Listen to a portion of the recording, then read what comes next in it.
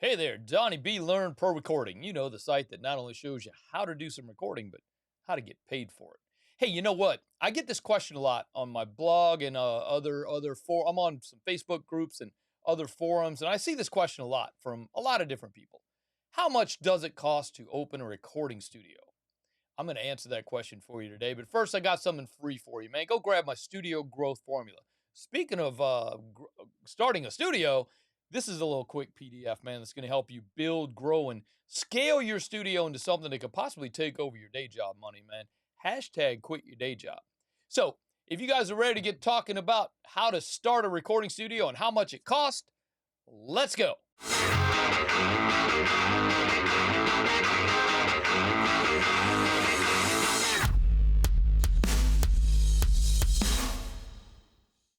How much does it cost to build a recording studio? Let's break this down into its simplest form and put a price on it. So let's start by deciding what it is you want to do with your studio. So you want to build a recording studio in a spare room or maybe your garage. Why? What do you want to do with your studio? Is it just for you to make some music as a hobby? Do you want to produce and create music for others? Do you want to be able to bring in artists and bands to record and mix? Is this how you want to eventually make your living? Okay, let's look at some basics. Some things you might need, minimum, to get started with recording. You're going to need a computer. Do you want to get a Mac, a PC? You're going to need a DAW, which is your app or software for recording. It's a digital audio workstation. Look, the choices out here are huge. There's not one that's better or worse, they're only different. Which DAW you choose is entirely up to you. It's all about your workflow and your needs. They're pretty much the same. They basically all do the same thing. Okay, now what? Let's assume that you're recording vocals. You're going to need a microphone. What kind of microphone will you need? A condenser, a dynamic, a USB, XLR? Again, what's next? You might need an interface. This depends on your microphone input. Is your microphone USB, XLR, or other? An audio interface is a piece of hardware that connects to your computer that converts your analog signal into digital and then back to analog again so that you can hear it. A to D, D to A. There are just a plethora of choices in this area. You can go super cheap or super expensive. Yeah, some are better than others, and that will be evident in the cost. Again, it's your choice. Do you need speakers in your studio? The short answer is no. But eventually, you might want other ways to listen to your work. Headphones are cool for now if that's all you have. Hey, having a good set of monitors makes it really easy to understand how your music's going to sound on other systems. Like, how's it going to sound in the car? Or how's it going to sound on your phone as an MP3? Having speakers in your studio will help you translate that, and your mixes will become better and better and better. This is not a deal breaker, though. If all you have is headphones, go. What about room treatment? Some might call this soundproofing. Soundproofing or room treatment is probably just as important as your microphone choice or your speaker choice. You have to have a way to control how sound moves around in your room so as not to have sound bouncing around in your room while you're trying to record or mix. You can also overdo soundproofing as well. You want a little movement in your sound moving around your room, just not too much. Don't just fill up your entire room with those little foamy square things. Man, a dead room is hard to deal with, especially while mixing. So let's take a look at a minimal studio setup. Here we have a basic XLR microphone going into a Focusrite Scarlett 2i2. I think those are like $120 on Amazon. You probably already have a computer, right? You probably already have a set of headphones. So all you really need is a microphone and a way to get your audio from the microphone into your computer. If you don't have an interface, you can always just use a USB mic, which does the conversion itself and then sends it into the computer so the computer can deal with it. Okay? Or you might have a really big setup. Man, if you got this big giant console in your house, it's probably really awesome and very impressive to the clients that come through. This actually it looks like an SSL, so it's huge. It's everybody's dream, I'm pretty sure. Look, both of these studios can accomplish the same result. The only difference is the size. They say that doesn't matter, but the real difference is how much you can do at the same time.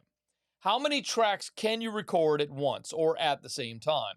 An analog console can also allow you to mix outside of your DAW. Mixing on a console is a special thing and is a preferred way to mix if you have access. Although a lot of songs that you hear today on the radio are mixed ITB or in the box. There's nothing wrong with it. It's just that some enjoy mixing on a console. So, how much does this cost to actually open a studio or to start a studio? You probably already have the gear you need. Let's assume you have access to a computer. You might have been making beats, maybe even recording some of your own songs. You probably have a microphone already. If not, they're not that expensive. You don't need an interface. A USB microphone is a great starting point. You may already be recording for yourself and your friends. You, my friend, are a studio owner. So, how much does it cost really? Let's look at the money. I found these three on Amazon. Okay? Look, one is 39, it's 40 bucks. You get a microphone, you get an interface, you get some cables to plug everything in. You get a stand for your microphone, you get a cable, you get not headphones, but earphones. So this is a great starting system. It's $40 on Amazon. Okay? Next to it in the middle there we have the PreSonus Audio Box 1. It's a 2 input, 2 output audio recording interface. Okay? It's USB.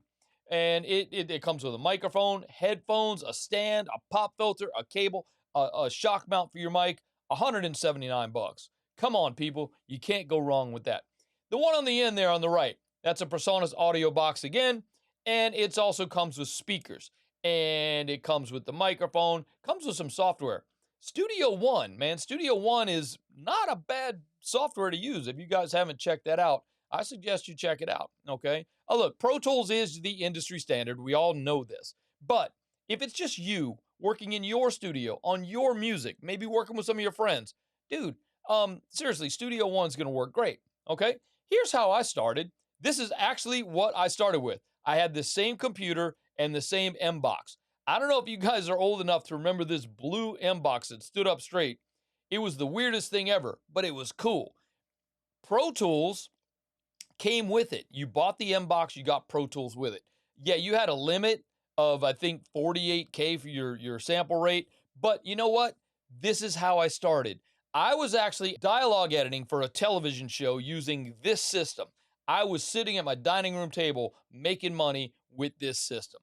Nothing says you can't do it. So here's how it's going now. These are two of my studios now. I actually have 3 studios. The other studio is a podcast studio. If you guys want to check it out, go to esaudio.com. You can see all the rooms there. Studio A is my larger studio. The live room is awesomely great for having full bands in there. Yeah, all the rooms are acoustically treated. Everything sounds great. Studio B is my mix room. It's got an old Allen and Heath GS3000 mixing console, and it's amazing. And there's the booth for Studio B. Yeah, we can record in there as well. So, I like my studio. It's doing well. I do make my living here in the studio. So you have to start with what you have, mainly the passion to do this, okay? You can always scale it up, build it up from there, okay? Always keep growing. Always keep learning and getting better at your craft. Recording and recording studio building is an art and should be treated as such. Be proud of your studio and always strive to keep getting better sounds than the time before, and you will succeed. See y'all at the Grammys. Now stop looking at these YouTube videos and go record something. Hey, for more information, Learn Pro Recording can help you with starting and growing your studio business. I have a publication out right now. You can sign up to my mailing list, learnprorecording.com/studio growth formula. This is going to get you signed up to the mailing list so you get these free things in your email every week. Plus, you get the studio growth formula, which is something that's going to help you basically start, build, and grow your studio, scale your studio into something that could possibly #quit your day job. I've also got courses, one-on-one coaching, in-house or online, plus a membership that you can join for ongoing support and motivation via our Learn Pro Recording community. This will also help you hold you accountable for things that you do, and you can also basically ask the community for feedback on stuff you're working on. It's an amazing bunch of guys in there, amazing bunch of people in there, and everybody is there to help everybody. So come join us. And remember, always keep learning and growing. Thanks for hanging out. We'll talk to you next time. Donnie B, I'm out of here. Peace.